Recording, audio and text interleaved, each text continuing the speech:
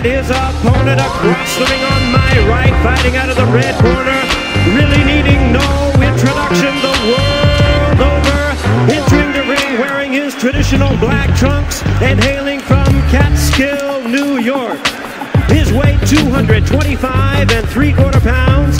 His fearsome record includes 49 wins, 4 losses, 2 no contests, with 43 big wins coming by way of knockout. Having already established himself in the record books as boxing's youngest heavyweight champion, tonight he renews his quest to dominate the division. Introducing the number 4 ranked heavyweight contender, here is the former undisputed heavyweight champion of the world. Ladies and gentlemen, please welcome the one and only Iron Mike Tyson. Avant de commencer la vidéo, si vous êtes intéressé par justement les multi-tools, les pinces, et notamment les pinces Laserman, allez voir une vidéo de référence qui est celle de Green Spider, qui date un petit peu mais c'est pas bien grave, parce qu'il met vraiment l'accent sur pas mal de détails auxquels il faut faire attention, le type de construction, etc. Beaucoup de choses. Alors c'est une vidéo qui dure une bonne demi-heure, mais vous apprenez vraiment énormément de choses sur ce type de pince. Donc si vous avez envie d'en acquérir une et que vous avez évidemment des difficultés à choisir, bah, allez voir ça parce que c'est vraiment très intéressant. Une autre chaîne que je vous fais également peut-être découvrir, c'est celle de 50 nuances 2DC, qui est une très bonne chaîne, qui est assez récente. Et justement, il y a une très bonne vidéo sur la pince Surge. C'est vraiment extrêmement bien fait. Ce qui est en plus très sympa et ce qui n'est pas commun, c'est que c'est une jeune femme qui a cette chaîne, qui a une vingtaine d'années, je crois. Et elle fait des super vidéos. Voilà, c'est extrêmement bien fait. Il n'y a rien de trop. C'est vraiment excellent, donc allez faire un tour. Je vous mets évidemment le lien juste en dessous. Et puis je vous laisse maintenant voir un petit peu les points communs et les différences entre ces deux pinces. Bonjour et bienvenue sur ma chaîne. Allez, un petit match entre ces deux pinces mythiques, la Victorinox Swiss Tool et la Laserman Surge. Deux pinces qu'on connaît assez bien parce que ça fait un petit moment qu'elles existent. Deux gros bébés, hein, parce que là on est quand même sur un outil qui va faire une douzaine de centimètres de long, un tout petit peu moins pour le Surge, 280 grammes ici pour la Victorinox, 340 grammes, donc c'est quand même des pièces assez massives. Donc c'est vrai qu'à transporter c'est pas forcément évident, c'est une chose auquel il va falloir penser. Deux constructions différentes, puisque là chez Victorinox on va avoir un accès aux outils qui sont sur l'extérieur, alors qu'ici on va avoir 4 éléments principaux utilisables à l'extérieur et le reste va se trouver ici à l'intérieur. On va voir un petit peu tous les points communs et les différences qu'il y a entre ces deux éléments et surtout voir un peu tous les outils qui sont proposés. Certains sont plus sympas d'un côté que de l'autre et évidemment inversement. Alors on commence par une des grosses différences, évidemment, c'est ici la lame du Laserman qui va s'ouvrir d'une main, donc ça évidemment c'est assez pratique avec un système de blocage ici que vous connaissez certainement. On va venir appuyer pour refermer ici la lame, et de ce côté là il va falloir avoir des ongles pour aller chercher ici la lame principale. Donc deux looks évidemment différents, on est plus évidemment sur le tactique avec un look un peu plus agressif ici, et puis là sur une lame qu'on connaît qui est légèrement plus grande qu'une lame de Victorinox classique, hein, puisque là on est sur une lame qui va faire 6,5 cm de tranchant sur 2 mm, alors que c'est 5,8 la normale, on va dire, hein, la plus classique sur le Spartan par exemple. Et puis là on va avoir 8 cm de lame avec voilà une pointe un peu plus agressive ici, et puis là aussi une courbure un peu plus importante que sur le Victorinox. Deux aciers différents, l'acier inox de chez Victorinox, hein, qui fonctionne très bien, et puis là le 154 cm avec par contre un tranchant ici qui est assez sympa, qui est un peu plus serré que sur le Victorinox, donc j'ai une sensation d'accroche un peu meilleure, je dirais, avec celui-ci. C'est une question d'habitude, hein, donc après les deux coupent évidemment très bien. Et puis là on va débloquer la lame à l'aide de ces deux petites parties là. Hop.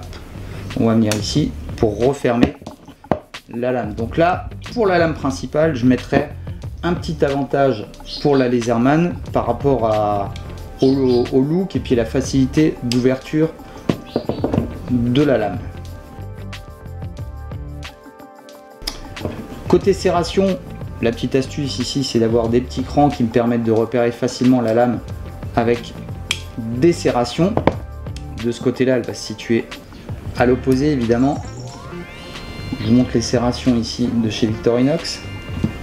Et ici, celle de la Surge, avec une lame un peu plus longue, hein, 78 mm pardon, pour cette lame. Avec 1,5 cm de lisse, et puis tout le reste ça va être de la serration sur 6,3 cm de serration. Là on en a 5,5 au niveau de la serration, donc un peu plus petit. Alors les deux se valent hein, en termes d'efficacité, parce que les serrations ça marche très bien, et puis ça s'affuit pas si souvent que ça finalement, parce que généralement on va couper plutôt des matières molles. Mais ça marche très bien sur le bois aussi, ça marche très bien pour faire des petits copeaux avec les serrations. Donc là encore une fois, facilité d'ouverture pour la Surge. Mais au niveau des efficacités, elles se valent toutes les deux.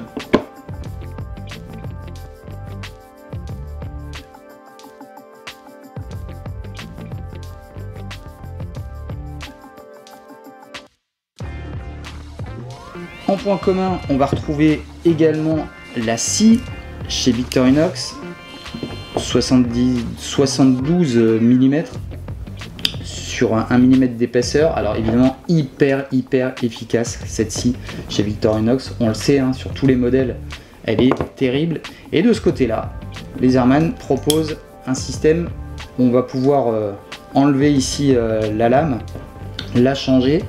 Alors finalement, moi je préfère utiliser la Victorinox pour deux raisons. C'est parce que justement elle est justement fixe, elle est beaucoup moins souple que celle-ci. Alors j'ai pas essayé avec d'autres lames, a priori d'autres lames qui sont peut-être des fois un peu moins épaisses, il y a encore en plus un petit jeu parce que là il y a un léger jeu. Donc j'ai toujours un peu plus de mal à utiliser cette scie ici que celle-là qui est quand même un peu plus balèze, un peu plus grande. Et puis il y a aussi une autre chose, c'est que cette pince, je vais pouvoir l'utiliser comme ça et pouvoir utiliser ici cette partie là un petit peu comme un manche, et puis de pouvoir vraiment avoir une grande force au niveau de la coupe. Donc ça c'est un système que j'utilise assez régulièrement et du coup c'est pas mal du tout. Alors qu'ici on va pas pouvoir le faire parce qu'elle va s'ouvrir dans l'autre sens, on va pouvoir la maintenir disons à peu près ouverte. Mais voilà, c'est beaucoup moins pratique. Ce qui est évidemment malin, c'est qu'on va pouvoir changer la lame, on va pouvoir en mettre une plus grande. Alors là, c'est la plus grande qu'on puisse mettre parce que sinon on va pas pouvoir refermer l'outil. Mais on va pouvoir mettre une lame un peu plus grande, etc. En sachant que celle-ci, je crois que c'est celle qui est fournie avec.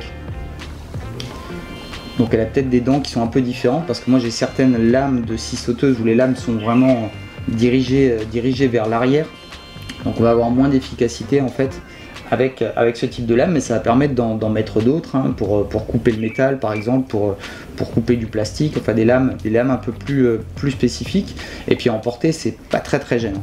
Mais là je mettrai quand même un avantage pour la scie du Victorinox qui n'est pas tout à fait la même que celle qu'on peut trouver sur les scies classiques. Alors c'est dommage parce que quand elle est un peu plus affinée, ça permet de creuser, alors qu'ici on va pas pouvoir le faire parce qu'on est sur un embout qui est carré.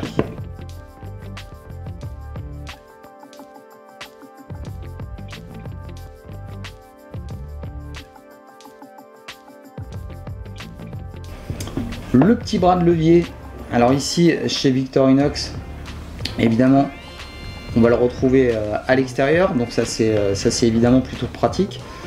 Il est biseauté d'un seul côté ici. De ce côté là on va devoir ouvrir la pince et venir ici le chercher. Tac, ça prend un petit peu plus de temps mais voilà. Tac tac. On est sur deux outils là qui sont similaires en termes de taille parce qu'on va avoir 8 mm au niveau de la tête. Le Victorinox a l'air encore un petit peu plus balèze. Là on a 12 mm ici, là on en a un petit peu moins. Mais bon, ça va tenir évidemment. Là on va avoir les deux côtés qui sont biseautés, et ça effectivement c'est assez pratique hein, quand on doit ouvrir un pot de peinture par exemple, quand on a besoin de faire levier. Bah ça c'est assez intéressant d'avoir ce type d'outils. Donc ça c'est vraiment des outils qui servent je dirais dans la réalité. Et là je mettrais simplement un petit avantage pour le Victorinox parce que elle se récupère plus facilement que celle-ci. Celle-ci ici on va venir la débloquer en appuyant là-dessus et on va venir ici, hop, la ranger. Mais encore une fois vous voyez c'est un peu plus délicat, il faut tout ouvrir hop, pour venir la ranger.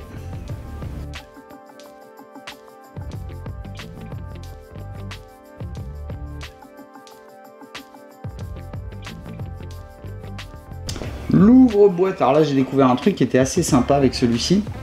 Alors on commence par la Victorinox, hein, le grand classique, qui fonctionne très très bien. Alors moi j'ai beaucoup de personnes qui me disaient bah moi je l'ai jamais utilisé. Nous on l'a toujours utilisé, on a toujours utilisé cette ouvre-boîte pour ouvrir les boîtes à la maison. Maintenant je suis carrément désolé quand je trouve un système à ouverture facile, ça m'énerve. Donc du coup je préfère même utiliser celle-là. Le petit tournevis ici qui doit faire je crois 3 mm. La petite partie ici qui est un petit peu tranchante, qui va venir me permettre d'ouvrir évidemment la boîte, mais qui me permet aussi de gratter. Donc ça c'est aussi, ça me sert de temps en temps de venir gratter avec ça. De ce côté-là, on a une fonction qui est un petit peu différente, puisque ici, cette grande courbure, elle va nous permettre d'utiliser cette pièce ici comme décapsuleur. Donc évidemment ça marche très bien. Et ici à la base on a un dénudant de câbles, donc pour des câbles assez épais. Hein. Je ne l'ai pas vraiment utilisé. C'est vrai qu'il est placé très très près, il n'est pas forcément pratique, mais pourquoi pas. En tout cas, cet élément là qui est évidemment tranchant va fonctionner parfaitement pour ouvrir des boîtes, mais pas seulement des boîtes de conserve, parce que on va pouvoir utiliser cette pièce là pour venir ouvrir un carton par exemple. On a du scotch, on va venir ici glisser et couper, donc ça c'est assez intéressant comme petit outil pour ça.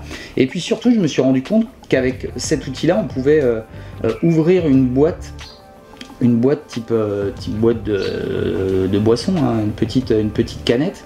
Et puis bon ben on va pouvoir en faire un crayon, ou comme moi je me suis amusé à faire un mini réchaud de fortune, pourquoi pas. Mais en tout cas voilà, c'est une des grosses différences. On va pouvoir le faire avec une autre lame, hein, évidemment, de découper une boîte de conserve, mais voilà c'est plus sécure, et puis avec ça on peut le faire. Donc voilà deux fonctionnalités différentes.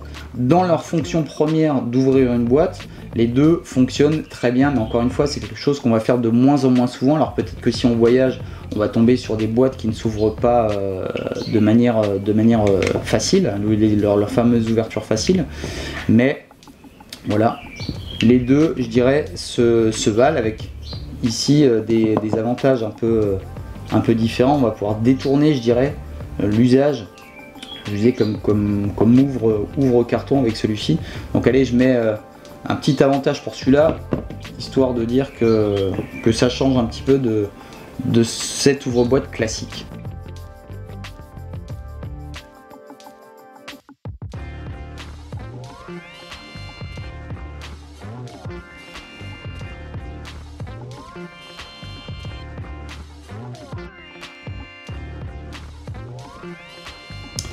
Les poinçons, alors sur ce modèle là, alors ça a peut-être changé depuis, hein, parce que moi c'est une pince que j'ai depuis vraiment pas mal de temps. Bah là on a un poinçon qui est assez drôle parce qu'il est différent que celui que je peux trouver sur les autres couteaux suisses. Il a un embout qui est un petit peu arrondi. Alors je trouve ça dommage parce que évidemment c'est beaucoup moins facile de venir ici pénétrer. Alors ça fonctionne, hein, je vais pouvoir faire des trous dans les ceintures, etc. Mais aussi dans le bois, ou faire des pré-trous avant de mettre une vis par exemple. Et puis de ce côté on a un outil qui est un petit peu différent, avec une pointe un peu plus importante, le fameux trou, hein, si on veut faire passer de la corde. On a un tranchant qui est un peu plus important de ce côté, et puis si je vais faire un trou, je vais avoir un trou un peu plus grand avec celui-ci, mais qui sera beaucoup plus facile à effectuer parce que simplement il y a une pointe. Donc là, très franchement, je vais préférer celui-ci à ce poinçon là, parce que voilà, beaucoup plus d'efficacité de ce côté chez la Surge que sur la Victorinox.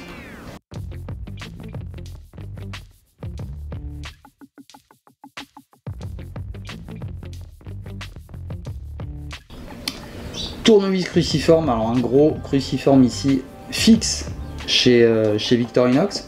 Alors ça fonctionne bien, on sait que si on doit en faire 50 ça va être difficile. Là pareil, je peux m'amuser à utiliser ici le bras de levier pour avoir un petit peu plus de force. Ça c'est pas mal du tout. Et ici on va avoir un porte-embout, mais il faut savoir que c'est des embouts qui sont spécifiques à Laserman, donc il va falloir penser à en prendre. Là de base on va avoir un petit tournevis plat et puis un tournevis cruciforme. Bon pareil, ça marche très bien. On peut également ouvrir ici la pince pour avoir un petit peu plus de prise. Et chez Victorinox on va avoir cette lame qui est fixe, et puis de l'autre côté on va avoir un porte-outil qui va me permettre de mettre des outils standards. Ça c'est pas mal parce que c'est beaucoup plus facile à utiliser évidemment, mais c'est un élément qui est à part, donc je n'en parle pas vraiment puisque là c'est vraiment le comparatif entre ces deux lames, ces deux pinces pardon. Alors maintenant en usage courant, ça pour moi ça va largement suffire. On va réussir au moins à gripper pas mal de vis avec ça. Et puis avec les outils un peu plus petits, si parfois on tombe sur des vis cruciformes qui sont un petit peu plus fines.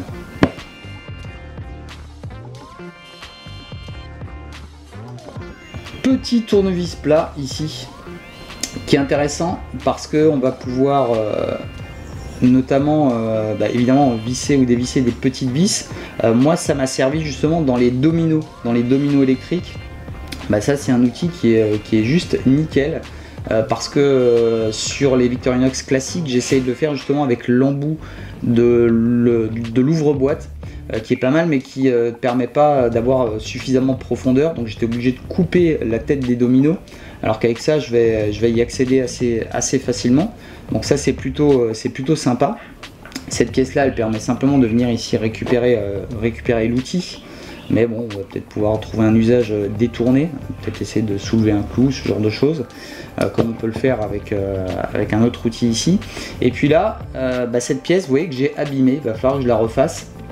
Alors c'est assez rare mais j'ai vraiment forcé sur un domino qui était justement assez gros, donc j'arrivais pas à accéder, donc j'ai pris ça et j'ai essayé de forcer, donc j'avais tordu un petit peu l'avant ici de cet outil là, qui était un petit peu plus fin en plus que là.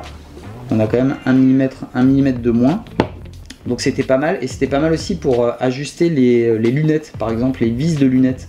Ça c'est assez sympa parce que c'est quelque chose qu'on fait assez couramment, de devoir revisser les branches des lunettes, et avec ça c'était vraiment l'outil parfait. Donc voilà, il va simplement falloir que je le remette bien à plat ici pour le rendre de nouveau propre.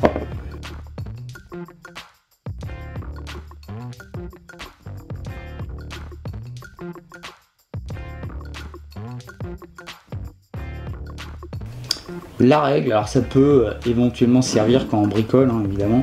Là on va avoir une règle qui va commencer bien au bout ici, mais on va pouvoir toujours se repérer sur le premier centimètre, etc.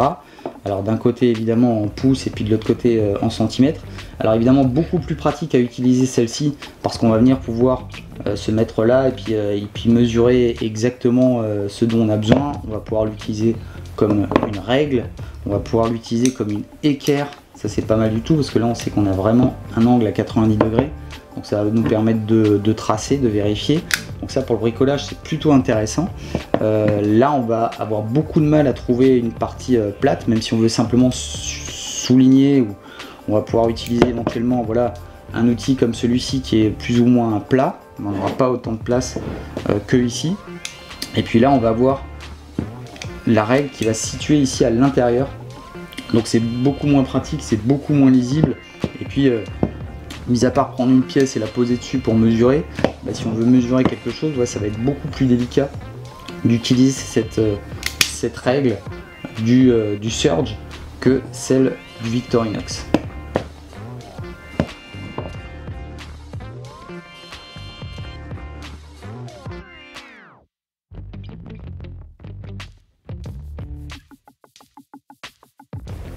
Le décapsuleur classique de chez Victorinox, qui fonctionne très bien, ça encore une fois c'est quelque chose qu'on va utiliser. Et puis à l'avant le petit tournevis qui va bien.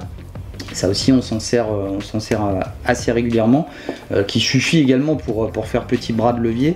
alors là avec une grande ouverture là, et cette partie là qui est normalement un dénu de câble, moi me sert de temps en temps pour retirer des petits clous, donc des petites pointes avec une tête forcément, hein. Donc avec ça je vais pouvoir évidemment l'ouvrir assez facilement. Donc ça c'est un élément qui est forcément intéressant, et puis le décapsuleur qui est quasiment je dirais indispensable.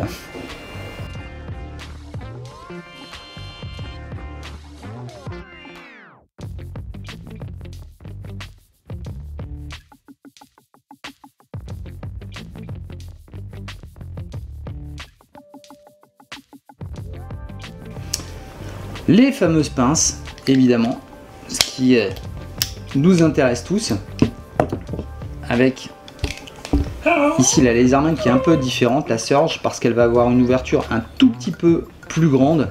Alors moi ça m'a bloqué une ou deux fois, j'avais la Spirit qui s'ouvrait un peu plus, et c'est vrai que j'étais un peu limité, en sachant qu'on va pas non plus enlever un écrou de voiture, hein.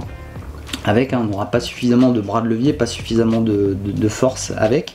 Ici on a des mâchoires qui sont fixes, qui sont très efficaces, et on a quelque chose qui s'ajuste parfaitement au bout, donc on va vraiment pouvoir même retirer des petites échardes avec ça. C'est vraiment top. Maintenant sur les deux pinces, hein, ce qui manque c'est évidemment un système de ressort, et c'est assez pénible. C'est dommage qu'il n'ait pas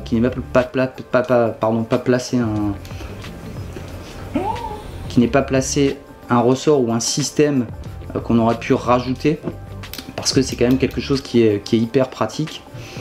Donc maintenant les lames sont puissantes évidemment, on va pas s'amuser à couper des clous en acier trempé, même avec une tenaille c'est assez difficile, mais pour tout le reste évidemment c'est très efficace. Pour la Laserman, le système il est différent, puisqu'on va pouvoir changer ici les deux mâchoires. Alors c'est aussi épais, hein, les mâchoires, vous le voyez sur la photo.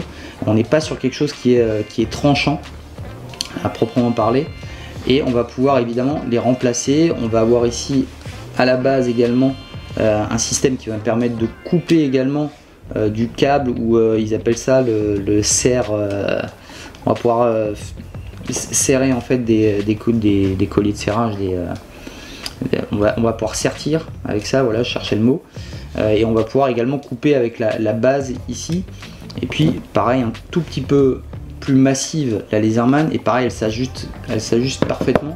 Alors vous voyez que c'est vraiment au bout, hein. Ici on le voit bien, et c'est pareil de ce côté là, on a un petit jour, ça nous permet voilà, d'être à chaque fois ici voilà, parallèle de ce côté là. Les fameux ciseaux, donc j'étais assez étonné parce que j'étais persuadé d'avoir une paire de ciseaux là-dedans, et en fait non. Alors je l'avais dans le Suisse, le Spirit, la pince Spirit, que je me suis fait braquer dans ma voiture, donc dommage. Mais en tout cas j'ai pas de ciseaux sur ce modèle là. C'est un petit peu dommage parce que ça sert quand même assez régulièrement.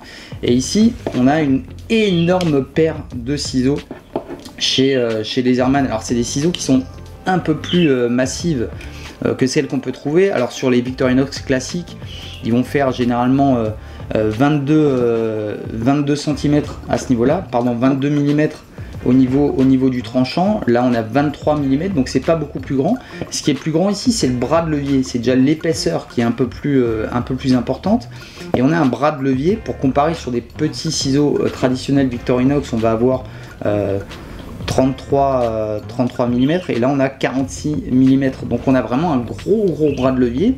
Finalement elles sont très efficaces. Alors, on a tendance à dire qu'elles sont un peu moins efficaces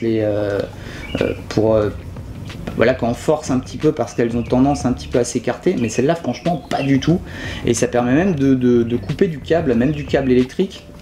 Donc avec ça on a vraiment une grande puissance, je dirais. Et ces ciseaux me vont très bien. Alors j'avais d'autres pinces Laserman où j'ai utilisé d'autres pinces où les ciseaux étaient de moins bonne qualité, mais ceux-là vraiment elles sont hyper balèzes. Donc là on n'est plus sur un point commun, on est sur un outil qu'on ne retrouve pas ici sur cette pince là, ce qui est dommage parce que c'est quand même quelque chose qui sert. Alors il existe des pinces Victorinox évidemment qui proposent les ciseaux, et là je vous conseille réellement de le faire, parce que si vous n'avez pas un autre couteau suisse qui dispose des ciseaux, c'est quand même un outil qu'on utilise assez fréquemment.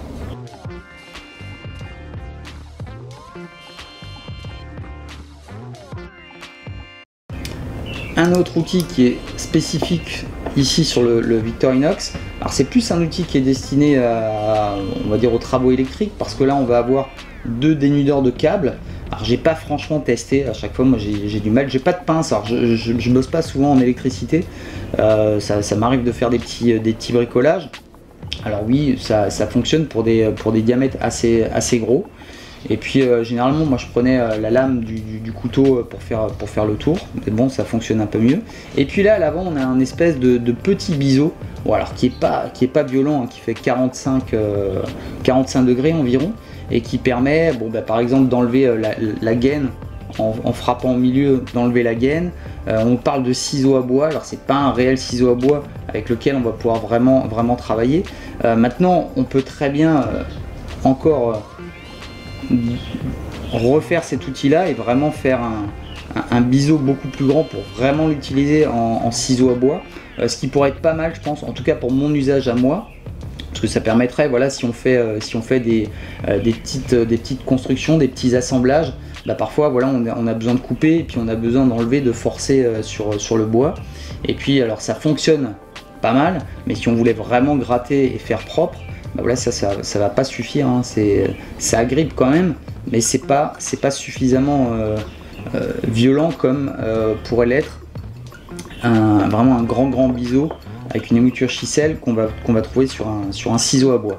Donc là, moi cet élément là, franchement il va pas me servir plus que ça, j'aurais préféré des ciseaux à la place de cet élément.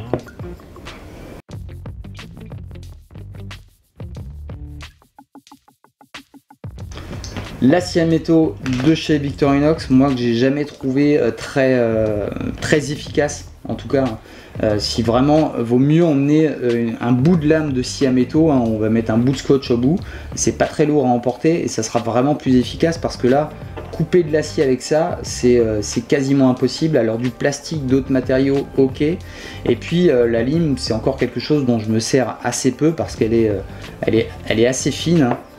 Elle est assez réduite en termes de taille. Et puis, alors pourquoi pas vraiment dans l'absolu pour venir reprendre le tranchant d'une lame, d'une grosse lame qu'on aurait en bivouac, un gros couteau fixe. Bon, c'est vraiment le dernier truc que je ferais, hein, mais voilà, pourquoi pas, ou une machette par exemple, hein, quelque chose qui n'est pas, qui est affûté mais sans être vraiment très propre. Bon, ça peut éventuellement servir, mais ça c'est un élément dont je me sers vraiment pas régulièrement du tout.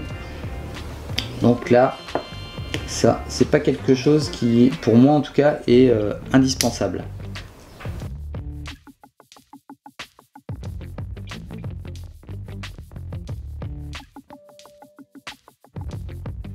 Sur le Victorinox, on va trouver évidemment ici la petite pièce qui va me permettre de glisser le tire-bouchon. Alors tire-bouchon évidemment pour ouvrir des bouteilles, ça forcément, ce qu'ils ne font pas a priori aux États-Unis, mais en tout cas ça va également servir parfois quand on a des nœuds qui sont beaucoup trop serrés, de venir à l'intérieur du nœud avec le tire-bouchon et de pouvoir ôter certains nœuds. Donc ça m'a servi quand même pas mal de fois.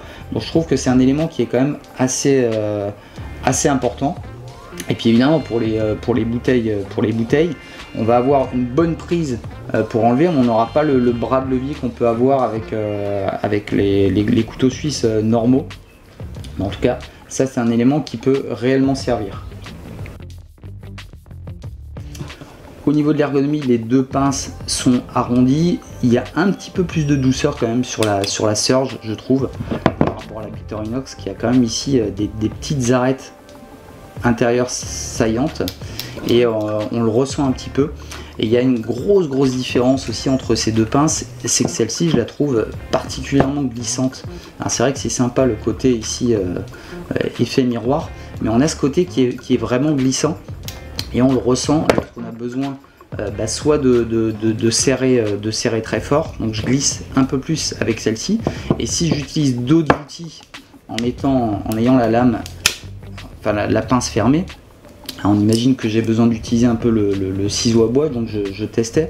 C'est vrai qu'en l'utilisant comme ça, je glissais assez rapidement, donc je devais me retrouver à essayer de venir ici le forcer là, et c'était pas agréable parce que je continue à glisser. Et c'est exactement pareil avec les lames principales.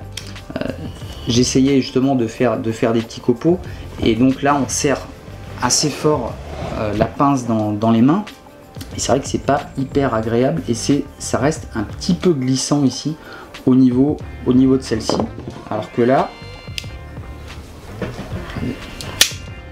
elle est un tout petit peu différente, et on a beaucoup plus d'accroche et de confort. Donc pareil, hein, au bout d'un moment quand on resserre, hein, c'est beaucoup plus gros qu'une poignée de couteau. Donc on a quand même des éléments ici, là par exemple, là cette partie là qui est pas forcément hyper agréable. Alors on va pas bosser 2 heures avec, mais je me suis amusé juste à faire un peu des copeaux par exemple. Bon ben voilà, celle-ci je l'ai un peu mieux en main que celle-là, puisque celle-là je vais avoir ce côté un petit peu glissant qui me gêne sur la Victorinox. Conclure, on est vraiment sur 2 qualités identiques, hein. On est vraiment sur, je dirais un peu le haut du panier en ce qui concerne les pinces. Alors il y a plein d'autres marques qui existent, hein, j'en ai pas testé, hein. Il y a des Genzo, il y a des SOG, il y en a qui sont bien moins chers. C'est vrai que ça reste quand même des outils qui sont relativement chers, hein. Ça doit être entre 150 et 200 euros ce genre de pince. Encore une fois, il faut en avoir l'utilité, il faut se dire que c'est quand même un truc qui est assez lourd à transporter. Alors je connais plein de monde qui l'utilisent vraiment au quotidien et qui me disent bah voilà, c'est mon outil vraiment principal, etc. Donc ça je peux très bien comprendre. Il y a aussi d'autres pinces qui sont plus légères, mais on va retrouver moins d'outils. Donc ça aussi, regardez énormément, c'est pas même si la pince a l'air d'être l'élément principal, c'est pas la pince dont on va se servir tout le temps. Si vous avez réellement besoin que d'une pince, bah achetez-vous une bonne pince, hein. Même vous prenez une bonne pince Facom plat et avec une partie tranchante, ça ira très bien. Maintenant l'intérêt c'est de pouvoir utiliser tous les autres outils. Vous avez vu les différences qu'il y a entre ces deux, la qualité est liée, hein, des deux côtés. Donc ça c'est évidemment quelque chose qui va vous durer des années, hein, mis à part le perdre. Alors en plus il me semble que c'est garanti 25 ans ou à vie, j'en sais rien, mais en tout cas vous avez toujours moyen de renvoyer votre élément pour qu'il se fasse remplacer. Alors c'est 2 looks évidemment aussi différents, on est toujours sur le côté un peu plus nature chez Victorinox, avec voilà, toujours une communication assez neutre, hein. On va voir des montagnes, on va voir la nature, la tradition, la transmission, etc. Du côté Laserman, on est plus sur le côté tactique à l'américaine, avec des sacs tactiques, avec des flingues, etc. C'est pas du tout je dirais le même esprit. Maintenant on fait les mêmes choses, hein, avec ces 2 éléments, hein, que ce soit l'une ou l'autre, vous serez bien content de l'avoir en main quand vous en aurez besoin, évidemment. Mais pensez aussi que voilà, c'est quand même quelque chose qui est extrêmement difficile, je dirais, à transporter. Et si effectivement c'est pour l'utiliser 2 fois par an juste parce qu'on a une pince, autant prendre un bon couteau suisse avec beaucoup d'éléments. Et évidemment la grosse différence, vous l'avez vu, c'est l'ouverture. Quelqu'un qui n'a pas d'ongles ne va quasiment pas pouvoir utiliser, mis à part la pince, le Victorinox. Donc ça c'est vachement important. Et puis là effectivement l'ouverture d'une main c'est hyper plaisant. C'est hyper facile à manipuler comparé à ça. Alors moi ça m'a jamais dérangé, hein, puisque j'ai des ongles et puis voilà, j'arrive à chaque fois à récupérer les outils, c'est pas un souci. Et puis là le côté qui est un peu plus glissant, ça c'est un peu dommage du côté Victorinox comparé à celle-ci. Voilà, en tout cas j'espère que ce petit comparatif vous a plu. Bientôt une revue sur tous mes couteaux suisses pour voir justement un petit peu tous les éléments que j'utilise au quotidien. N'hésitez pas à me laisser des commentaires et à me dire un petit peu quelles sont vos pinces, qu'est-ce que vous utilisez le plus comme élément dessus. Est-ce que finalement, comme beaucoup, je connais beaucoup de monde qui ont acheté ce genre de pince et puis qui finalement l'ont regretté entre guillemets, en disant bah j'utilise pas si souvent que ça, etc. Donc bon elle est de côté, elle traîne, voilà, je l'utilise un peu, mais bon finalement ou je suis pas bricoleur, ou alors je suis un bricoleur et j'ai d'autres outils à disposition, donc ça me sert pas franchement. Et puis d'autres évidemment qui s'en servent vraiment au quotidien. Voilà, je vous dis à très bientôt pour d'autres revues. C'était Chris Jones, bye bye.